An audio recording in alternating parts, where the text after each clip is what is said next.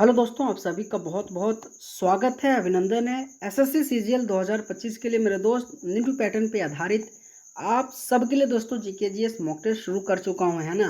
तो दोस्त आज है मॉक टेस्ट नंबर 1। तो आज के पेपर में दोस्तों आइए देखते हैं कि किस प्रकार से आपके एसएससी सीजीएल के लिए दोस्त क्वेश्चन इंपॉर्टेंट है ना। तो मेरा दोस्त पहला क्वेश्चन है कि लता मंगेशकर को 2001 में निम्नलिखित में से किस पुरस्कार से सम्मानित किया गया था। साथीगण, आपके ये एसएससी सीजीएल में आपके बहुत बार ये क्वेश्चन पूछा गया है ना।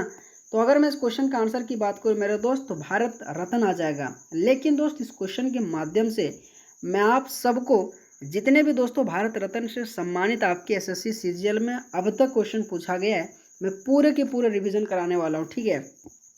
अगर मैं पंडित रविशंकर की बात करूं तो सबसे पहले ये सितार वादक से संबंधित है। और अगर मैं कहूँ इनको कब मिला था, तो 1999 में भारत रत्न से नवाजा गया था।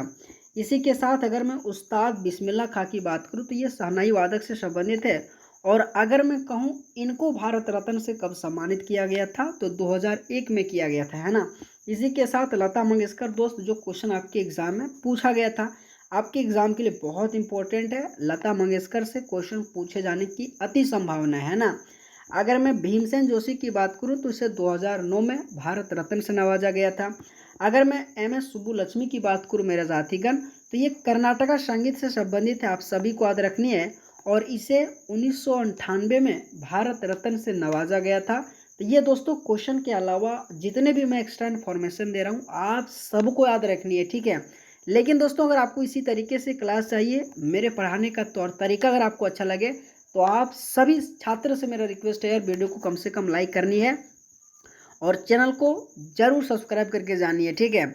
अगर दोस्तों मैं अगला क्वेश्चन की बात करूं कि महेंद्र वर्मन प्रथम निम्नलिखित में से किस राजवंश का शासक था। आपके एसएससी में दोस्तों जो अभी एडुकेटिव जो एग्जाम करवा रहा है ना, आप जाके दोस्त पेपर उठा लेना, यही सब लेवल से आपके गवर्नर जनरल से, आपके राजवंश से, आपके दोस्तों वाद्य यंत्र से, इसी तरीके से दोस्तों क्वेश्चन पूछा जा रहा है ना। तो सबसे पहले अगर मैं इस क्वेश्चन का आंसर की बात करूं मेरे दोस्त, तो पल्लव आ जाएगा, ठीक है। कि महेंद्र वर्मन प्रथम निम्नलिखित में से कौन से राजवंश के शासक था, तो पल्लव इस क्वेश्चन का राइट आंसर आ जाएगा।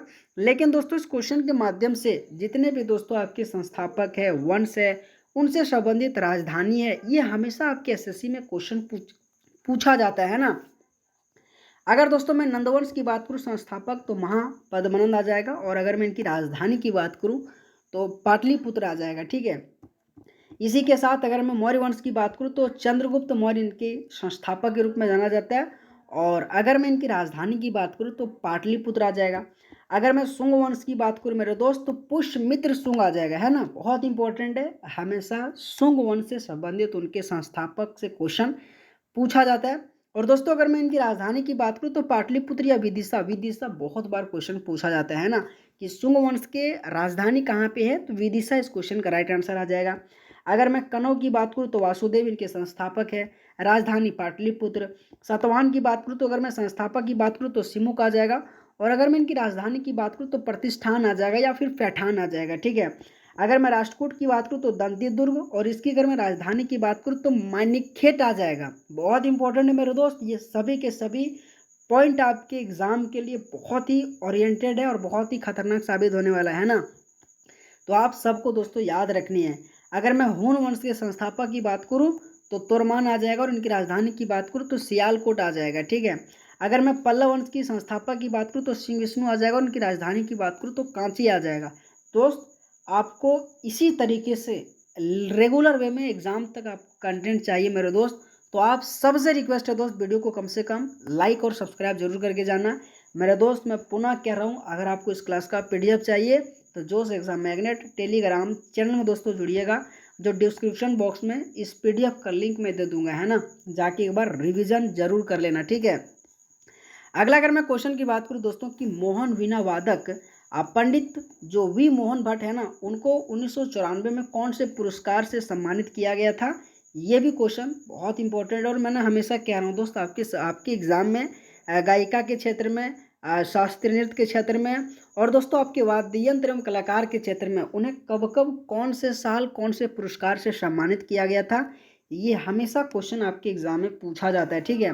तो सबसे पहले दोस्तों आप सबको याद रखनी है, ग्रैमी इस क्वेश्चन का राइट आंसर आ जाएगा। ये मोहन वीणा और इसी के साथ पी.वी. मोहन भट्ट, इन दोनों को दोस्तों 1994 में ग्रैमी पुरस्कार से सम्मानित किया गया था। लेकिन दोस्तों इस क्वेश्चन के माध्यम से वीणा से संबंधित कुछ इंपॉर्टेंट कलाकार मैं रिवीजन कराने वाला हूँ, जैसे कि बदरुद्दीन डागर, असद अली खान, आपके वी दौरास्वामी अयंगर और इसी के साथ एस बालचंद्रन। बहुत इंपॉर्टेंट है, कई बार दोस्तों आपके एसएससी में पूछा गया है और पुनः उम्मीद है दोस्त ये सब नाम आपके एग्जाम में पूछा जाएगा। इसी के साथ अगर मैं सितार से संबंधित कुछ इंपॉर्टेंट कलाकार की बात करूं तो पंडित रविशंकर, विलायत खान, निखिल बनर्जी, अनुष्का शंकर, बुद्धादित्य मुखर्जी, शाहिद परवेज, वंदे हसन और उमा शंकर मिश्रा। ये नाम दोस्त मैं जो ला रहा हूँ ना आपके एग्जाम के लिए ना यार, एक एक क्वेश्चन को देख कर ढूंढ कर क्या लेवल, क्या किस तरीके से दोस्त क्वेश्चन पूछा जा सकता है, मैं पूरा का पूरा एक ही क्वेश्चन के माध्यम से जितना भी हो सके ना यार मैं आप सबके लिए काम कर रहा हूँ। बशर्ते आपको मेहनत करना है। ये दोस्त क्लास अगर आपका अच्छा कंटेंट अगर मेरा है ना दोस्त, तो वाकई में आपका एक अच्छा रिस्पॉन्स आना चाहिए, है ना। मैं उम्मीद करता हूँ दोस्त। अगला अगर मैं क्वेश्चन की बात करूँ कि निम्नलिखित में से किसने नील दर्पण नाटक लिखा है, और वाकई में दोस्त ये सब क्वेश्चन वाकई में अगर आप अच्छे तरीके से पढ़ाई करते होंगे तो आपको इनका वैल्यू पता होगा, है ना।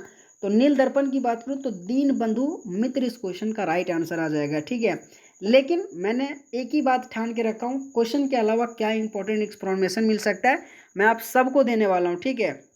सबसे पहले अर्थशास्त्र आपके चाणक्य के द्वारा लिखा गया था, और चाणक्य के ही दोस्तों कौटिल्य के नाम से जाना जाता है, ठीक है।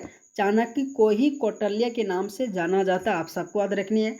हर्षचरित से बहुत इंपॉर्टेंट है आपके दोस्तों, बाणभट्ट ने हर्षचरित, कादम्बरी, नागानंद, रत्नावली, ये चारों के चारों आपके एसएससी के लिए बहुत इंपॉर्टेंट है, ठीक है। ये चारों पुस्तक आपके बाणभट्ट द्वारा लिखा गया है। अगर मैं गाथा सप्तशती की बात करूँ तो हाल जी के द्वारा लिखा गया है। अगर मैं अष्टाध्यायी की बात करूँ तो पाणिनि जी के द्वारा लिखा गया है। अगर मैं महाभाष्य की बात करूँ तो पतंजलि के द्वारा लिखा गया है। अगर मैं autobiography of a unknown India की बात करूँ तो नीरज सिंह चौधरी के द्वारा लिखा गया है। इसी के साथ मेरे दोस्त श्री डिकेट्स इन पार्लियामेंट की बात करूँ तो अटल बिहारी वाजपेयी जी के द्वारा लिखा गया है। अगर मैं मालगुडी डेज की बात करूँ तो आर के नारायणन जी के द्वारा लिखा गया पुस्तक है। अगर मैं इंडिया विंस फ्रीडम की बात करूँ तो मौलाना अबुल कलाम आज़ाद जी के द्वारा लिखा गया पुस्तक है। और इसी के साथ अगर मैं गुलामगिरी की बात करूँ तो ज्योतिबा फूले जी के द्वारा लिखा गया पुस्तक है। आपके एग्जाम में अगर ये सब क्वेश्चन ना पूछा जाता होगा ना दोस्त, तब मेरे को आगे कहना। अभी जो आपके स्टेनोग्राफर और फेज 13 का जो एग्ज़ाम हुआ था ना मेरे दोस्त, इसी तरीके से और इसमें से दोस्तों 2 से 3 क्वेश्चन पुस्तक एवं लेखक से क्वेश्चन आपके एग्जाम में पूछा गया था, जिसमें से सबसे ज़्यादा इंपॉर्टेंट हर्षचरित, कादम्बरी, नागानंद, रत्नावली, ये बाणभट्ट से संबंधित हर्षवर्धन के कार्यकाल में रहता था। इनसे हमेशा क्वेश्चन पूछा जाता है, तो आप सभी एक एक मेरे छात्रगण से रिक्वेस्ट है याद करके जरूर रखना, ठीक है। अगर दोस्तों मैं अगला क्वेश्चन की बात करूं कि 1867 में मुंबई में प्रार्थना समाज की स्थापना किसने की थी, समाज एवं उनके संस्थापक, बहुत इंपॉर्टेंट है, आप सबको दोस्तों याद रखनी है। दोस्तों आप कभी कभी एलिमिनेटर करने का भी उपाय रखने पड़ेगा आपके पास, ठीक है। तो दोस्तों आपको आंसर भी देनी है, ठीक है। तो 1867 में मुंबई में प्रार्थना समाज की स्थापना आत्माराम पांडुरंग के द्वारा किया गया था, जो आप सबको याद रखनी है। लेकिन दोस्तों इस क्वेश्चन के अलावा मैं आप सबके लिए क्या किया हूँ, तो देखो दोस्त, अगर मैं ब्रह्म समाज की बात करूँ तो 1828 में आपके राजा राम मोहन राय जी के द्वारा दोस्तों स्थापना किया गया था। ये पॉइंट याद रखिएगा, बहुत इंपॉर्टेंट है। इसी के साथ अगर मैं आर्य समाज की बात करूँ तो 1875 में स्वामी दयानंद सरस्वती जी के द्वारा स्थापना किया गया था, ये भी पॉइंट याद रखिएगा। अगर मैं रामकिशन मिशन की बात करूँ तो 1897 में स्वामी विवेकानंद जी के द्वारा स्थापना किया गया था, ये भी पॉइंट याद रखिएगा। अगर मैं थियोसॉफिकल सोसाइटी की बात करूँ मेरे दोस्त तो 1875 में मैडम HP ब्लाथस्मिथ के द्वारा जो कि किया गया था। लेकिन सबसे इम्पोर्टेंट है दोस्त, आप सबको इनके डेट और इनकी स्थापना और इनके दोस्तों ईयर, ये हमेशा क्वेश्चन पूछा जाता है, जो आप एक एक मेरे छात्र से रिक्वेस्ट करता हूँ याद रखनी है, ठीक है। आपके एग्जाम में हमेशा दोस्त क्वेश्चन इस तरह से पूछा जाता है। अगर मैं अगला क्वेश्चन की बात करूं कि भारतीय क्रिकेट कंट्रोल बोर्ड BCCI का मुख्यालय कहां पे स्थित है, ये क्वेश्चन बहुत इजी है, जो आप एक एक छात्र से मैं रिक्वेस्ट कर रहा हूं, आंसर आप सबको पता होगा, ठीक है। तो अगर दोस्तों मैं इस क्वेश्चन का आंसर की बात करूं तो दोस्त आप सबको आंसर देनी है मुंबई आ जाएगा, ठीक है, कि बीसीसीआई का मुख्यालय कहाँ पे है, तो मुंबई इस क्वेश्चन का राइट आंसर आ जाएगा। लेकिन दोस्तों अगर मैं कहूँ कि बीसीसीआई जिसे भारतीय क्रिकेट कंट्रोल बोर्ड के नाम से जाना जाता है, और अगर मैं इनकी स्थापना की बात करूँ साथीगण तो 1928 में हुआ था। अच्छा, अगर मैं इनकी पहले अध्यक्ष की बात करूँ मेरे दोस्त, RE ग्रांट गोवन थे, जो आपके एग्जाम के लिए इंपॉर्टेंट है, जो आप सबको याद रखनी है। अगर दोस्तों मैं कहूँ कि वर्तमान में बीसीसीआई के अध्यक्ष कौन है, तो रोजर बिन्नी है, और ये दोस्त 18 अक्टूबर 2022 के इस पद पे विराजमान है, जो आप सबको दोस्तों याद रखनी है, ठीक है। ये सभी के सभी पॉइंट इंपॉर्टेंट है आपके एग्जाम के लिए, है ना। अगर मैं अगला क्वेश्चन की बात करूं मेरे दोस्त कि कौन सा पठार बहुत उपजाऊ होते हैं, क्योंकि वे काली मिट्टी में समृद्ध होते हैं और जो खेती के लिए बहुत अच्छी होती है। आप सबको दोस्तों क्वेश्चन नंबर 7 का आंसर बतानी है, ठीक है। और ये दोस्तों क्वेश्चन मैं करा रहा हूँ ना, वाकई में आपके एसएससी सीजीएल के लिए बेस्ट कंटेंट है। अगर आप दोस्तों अच्छे से पढ़ाई करते होंगे तो बस आप सबसे रिक्वेस्ट है दोस्त, अगर आपको इसी तरीके से कंटेंट चाहिए तो हमारा चैनल को सब्सक्राइब करके बस जुड़ जाइएगा, है ना। तो दक्कन लावा पठार इस क्वेश्चन का दोस्तों राइट आंसर आ जाएगा, जो हर एक छात्र को दोस्तों याद रखनी है, ठीक है। अगर दोस्तों मैं कहूँ कि भारत में मुख्य रूप से कितने प्रकार की मिट्टी पाई जाती है, तो 8 प्रकार की मिट्टी पाया जाता है, जिसमें से सबसे ज़्यादा अगर मैं बात करूँ तो जलोढ़ मिट्टी पाया जाता है। आपके एग्जाम में पूछा जाता है कि जलोढ़ मिट्टी कितने % पाया जाता है, तो 46% पाया जाता है। ये भी दोस्तों पॉइंट आप सबको याद रखनी है। मैं पुनः कह रहा हूँ, भारत में कुल 8 प्रकार की मिट्टी पाई जाती है, जिसमें से सबसे अधिक जलोढ़ मिट्टी पाई जाती है, और जलोढ़ मिट्टी की बात करूँ तो 46% पाया जाता है ना, जो आप सबको याद रखनी है। अगला अगर मैं क्वेश्चन की बात करूँ कि निम्नलिखित में से कौन सी अपघटन अभिक्रिया रेडॉक्स अभिक्रिया नहीं है, आप सबको दोस्तों बताना है। जब इस तरीके के क्वेश्चन आता है ना यार, तो अक्सर लोग क्वेश्चन को छोड़कर आता है, लेकिन मैं हर एक छात्र से एक ही बात कहता हूँ, नहीं आता है कोई बात नहीं, जीवन में सीखने का प्रयास करो। जब तक आप सीखते चला जाओगे ना यार, जीवन में हमेशा आगे बढ़ता चला जाओगे। बस सीखने के लिए कभी अपने आप से मत हारना, ठीक है। नई क्वेश्चन आए कोई बात नहीं दोस्त, मेहनत करनी है, ठीक है। तो कैल्शियम कार्बोनेट का उपघटन इस क्वेश्चन का दोस्त राइट आंसर आ जाएगा, ऑप्शन नंबर डी इस क्वेश्चन का राइट आंसर आ जाएगा, ठीक है। अगर मैं अगला क्वेश्चन की बात करूं दोस्तों कि भारत में विदेश नीति को अधिकतर किस चुनौती का सामना करना पड़ता है, जिसमें से दोस्त ये 4 ऑप्शन दिया गया है, और ये चारों ऑप्शन आपके लिए दोस्तों कठिन हो सकता है, एज मैं एक्सेप्ट कर रहा हूँ, लेकिन आपको सीखना है, ठीक है। जिसमें से दोस्तों आपके ऑप्शन उपभोक्ता आधार का अभाव दिया गया है, इसी तरह से अत्यधिक विदेशी प्रतिस्पर्धा के बारे में दिया गया, अस्थिर विनियामक परिवेश के बारे में दिया गया है। तो इस क्वेश्चन का आंसर आपके दोस्तों अस्थिर विनियामक के परिवेश के रूप में आंसर जो आ जाएगा, जो आप सबको साथीगण याद रखनी है, ठीक है। अगर मैं अगला क्वेश्चन की बात करूं कि भारत का पहला गोल्फ क्लब किस शहर में स्थापित किया गया था, यह भी क्वेश्चन बहुत अच्छा क्वेश्चन है। और अगर दोस्तों आप कलकत्ता इस क्वेश्चन का आंसर दे रहे हो, तो दोस्तों मैं आप पे गर्व करता हूं कि वाकई में आपने सही आंसर दिया होगा, ठीक है, कि गोल्फ क्लब किस शहर में स्थापित किया गया था, तो कोलकाता इस क्वेश्चन का राइट आंसर आ जाएगा। शिमला और गुलबर्ग और मैसूर दोस्त ये कोई लॉजिक इनिशिएट होता है ना, तो इसके कारण से आप कोलकाता अगर लगाए होंगे तो ऐसा दोस्त बहुत अच्छा आपने काम किया है ना।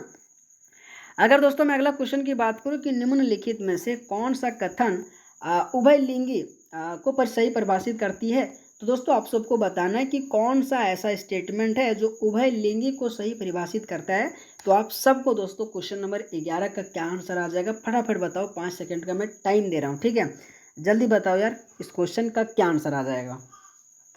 तो दोस्तों अगर मैं इस क्वेश्चन का आंसर की बात करूँ तो पुंकेसर और अंडप दोनों वाले जो फूल होता है ना, वही एक प्रकार से सही परिभाषित करता है, जो आप सबको साथीगण याद रखनी है। अगला अगर मैं क्वेश्चन की बात करूं कि लठमार होली मुख्यतः किस राज्य में खेली जाती है, आपके एग्जाम में मैंने कहा ना फेस्टिवल से भी बहुत इंपॉर्टेंट है।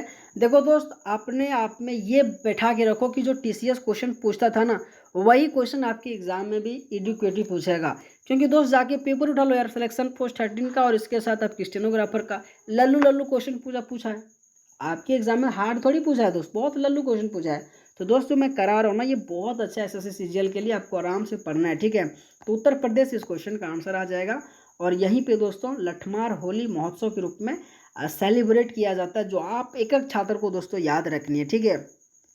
अगला अगर मैं क्वेश्चन की बात करूं कि सुदर्शन झील का विवरण गिरनार जूनागढ़ के एक शिलालेख में मिलता है, और जिसे शिलालेख की शक शासक की उपलब्धियों को दर्ज कराने के लिए बनाया गया था। दोस्त ये है आपके एसएससी सीजीएल का रियल क्वेश्चन, जो आप सबसे मेरे दोस्त से रिक्वेस्ट कर रहा हूँ, आप कितने पानी में हो, यही सब क्वेश्चन से आपकी हिस्ट्री से संबंधित आपको पता चलेगा, है ना। लेकिन दोस्त आप सबको आंसर पता है रखना है, ठीक है। दामन प्रथम इस क्वेश्चन का राइट आंसर आ जाएगा, और इन्हीं की उपलब्धियों को दर्ज करने के लिए दोस्तों बनाया गया था, जो आप सब एक छात्र से रिक्वेस्ट कर रहा हूँ याद रखनी है, ठीक है। अगर मैं अगला क्वेश्चन की बात करूँ मेरे दोस्त की, जनसंख्या घनत्व का मूल्यांकन कृषि योग्य भूमि के माध्यम से किया जाता है, तो उसे क्या कहा जाता है, जिसमें से सकल घनत्व, निवल घनत्व, कार्यात्मक घनत्व, कृषि घनत्व, ये चार ऑप्शन दिया गया है। लेकिन अगर मैं इस क्वेश्चन का आंसर की बात करूं मेरे दोस्त, तो कार्यात्मक घनत्व इस क्वेश्चन का राइट आंसर आ जाएगा। और जब इसीलिए दोस्तों मैंने कहता हूँ ना कि जब भी घनत्व का मूल्यांकन किया जाता है ना, तो कृषि योग्य भूमि के आधार पर जब होता है, तो उसी को कार्यात्मक घनत्व के रूप में जाना जाता है। आप एक छात्र से रिक्वेस्ट कर रहा हूँ याद रखना है, ओके। अगला अगर मैं क्वेश्चन की बात करूँ कि निम्नलिखित में से कौन सा राज्य दाल का सबसे बड़ा उत्पादक है।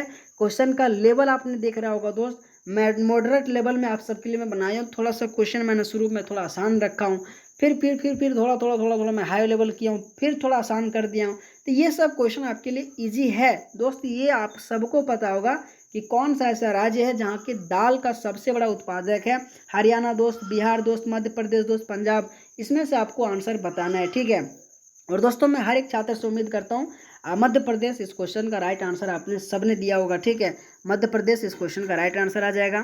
अगला अगर मैं क्वेश्चन की बात करूँ दोस्तों की, डैश को एक उद्योग संघ और स्व विनियामक संगठन जिसे एसआरओ है, जिसका उद्देश्य सूक्ष्म वित्त क्षेत्र के विकास की दिशा की में कार्य करता है।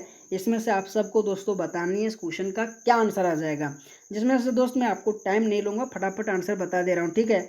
माइक्रो फाइनेंस इंस्टीट्यूशंस नेटवर्क इस क्वेश्चन का राइट आंसर आ जाएगा, जो आप सबको दोस्तों याद रखनी है, ओके। अगर मैं अगला क्वेश्चन की बात करूं मेरे दोस्त कि निम्नलिखित में से कौन सा अनुच्छेद रीट अधिकारिता से संबंधित है और अनुच्छेद 32 के समान प्रावधान रखता है। मेरे दोस्त बहुत इंपॉर्टेंट है, इस क्वेश्चन का आंसर 226 आ जाएगा। आपके एग्जाम में सुप्रीम कोर्ट 5 प्रकार की रीट 32 के तहत और हाई कोर्ट दोस्तों रीट जारी करता है आर्टिकल 226 के तहत। ये दोनों पॉइंट हमेशा आपके एग्जाम में पूछा जाता है, तो आप सबको दोस्तों याद रखनी है, ठीक है। बहुत ईजी क्वेश्चन है। अगर मैं अगला क्वेश्चन की बात करूं कि निम्नलिखित में से कौन सा क्षारकता का सही कर्म है। आप सबको दोस्तों ये क्वेश्चन शायद मैं कह सकता हूँ 99% लोगों को नहीं पता होगा, मुझे पूरा गारंटी है। लेकिन दोस्तों कोई बात नहीं, इस क्वेश्चन का आंसर आपके ऑप्शन नंबर ए जो कि करेक्ट आ जाएगा। आप अच्छे तरीके से दोस्तों इसको पढ़ लीजिएगा, है ना। अगर दोस्तों मैं अगला क्वेश्चन की बात करूँ कि संगठन के स्तर और उसके उदाहरण के बीच कौन सी जोड़ी गलत है, आपके दोस्तों बताने इस क्वेश्चन नंबर का 19 का क्या आंसर आ जाएगा। और इस तरह से जब क्वेश्चन आता है ना यार, लोग अक्सर छोड़ देता है, बट यार कोई नहीं, मेहनत करनी है अपने को, है ना।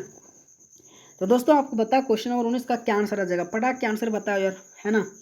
और आपके पास टाइम तो 5 सेकंड से मैं ज़्यादा दूंगा तो नहीं, है ना। मैं चाह रहा हूँ दोस्त आपके लिए थोड़ा लाइव पढ़ा दूँ, लेकिन बस थोड़ा सा यार कुछ टाइम लगने वाला है ना। तो क्वेश्चन नंबर 19 का क्या आंसर आ जाएगा, मैं हर एक छात्र से उम्मीद करता हूँ आप सबको बतानी है, ठीक है। तो दोस्त आपने बताया नहीं बताया कोई बात नहीं दोस्त। उत्तक, अंग, अस्तर या फिर उगलीना इस क्वेश्चन का राइट आंसर आ जाएगा, जो एक प्रकार से जोड़ी गलत है, जिसमें से दोस्त आपके ऑप्शन नंबर ये और सी और डी, ये जो कि तीनों के तीनों दोस्तों सही है ना। अगला अगर मैं क्वेश्चन की बात करूं मेरे साथीगण कि निम्नलिखित में से कौन सी भारत में राष्ट्रपति पद के लिए एक शर्त नहीं है। सबसे पहला दोस्त राष्ट्रपति जो पद है ना, हमेशा इंपॉर्टेंट, उनसे संबंधित आर्टिकल आप सबको याद रखनी है। राष्ट्रपति से संबंधित उनके जो निर्वाचक मंडल है सो आयरलैंड के संविधान से लाया गया था, जो आप सबको याद रखनी है। लेकिन इनमें से कौन सा ऐसा स्टेटमेंट है जो दोस्तों गलत है। सबसे पहले वह संसद के किसी भी सदन का सदस्य नहीं होगा। क्या दोस्त ये हो सकता है? मेरे को दोस्त ये तो लग रहा है सही है यार। अगला पॉइंट बोल रहा है वह किसी लाभ के पद पर नहीं होगा। क्या दोस्त आपको लगता है? अच्छा दोस्त देखते हैं अगला, उनके कार्यकाल के दौरान भत्ते में कमी नहीं की जाएगी। अगला पॉइंट देखते हैं, वह किराए के बिना अपने अधिकारिता निवास का उपयोग करने का हकदार नहीं होगा। तो दोस्त इनमें से एक शर्त है जो कि ऑप्शन नंबर डी यही दोस्तों नहीं है। बाकी बात ये दोस्तों ये तीनों के तीनों सही है, आप सबको याद रखनी है। आपके एग्जाम में दोस्त ये क्वेश्चन पूछा गया था, तो मैंने आपको थोड़ा सा एसएससी सीजीएल के लिए हाई लेवल का भी मैं क्वेश्चन सेट किया हूँ, तो ये क्वेश्चन मैंने डाला था, ठीक है। तो क्वेश्चन नंबर 20 का ऑप्शन नंबर डी इस क्वेश्चन का दोस्तों राइट आंसर आ जाएगा, ठीक है, जो आप सबको याद रखनी है ना। अगला अगर मैं क्वेश्चन की बात करूँ दोस्तों कि भारत में प्रोजेक्ट टाइगर किस वर्ष शुरू हुआ था? ये भी बहुत इजी क्वेश्चन है, जो हर एक छात्र से मैं उम्मीद करता हूँ आंसर आप सबको पता होगा, है ना। 1973 इस क्वेश्चन का राइट आंसर आ जाएगा। अगला अगर मैं क्वेश्चन की बात करूँ मेरे दोस्त कि निम्नलिखित में से किसके द्वारा 1929 में बिहार प्रांतीय किसान सभा का गठन किया गया था? आप सबसे मैं उम्मीद करता हूँ दोस्तों आंसर क्या होगा, तो स्वामी सहजानंद सरस्वती इस क्वेश्चन का राइट आंसर आ जाएगा। ठीक है, तो दोस्तों आज के क्लास में कुल इतना सही क्वेश्चन था। अगर दोस्तों आप सबको क्लास अच्छा लगा होगा, आपका अच्छा अगर रिस्पॉन्स आया दोस्तों, तो मैं इसको कंटिन्यू रखूँगा, है ना। तो तब तक दोस्तों आप सबको क्या करना है, वीडियो को लाइक करनी है और चैनल को ज़रूर सब्सक्राइब करके जानिए। ठीक है, ऑल द बेस्ट आप सबका, थैंक यू सो मच।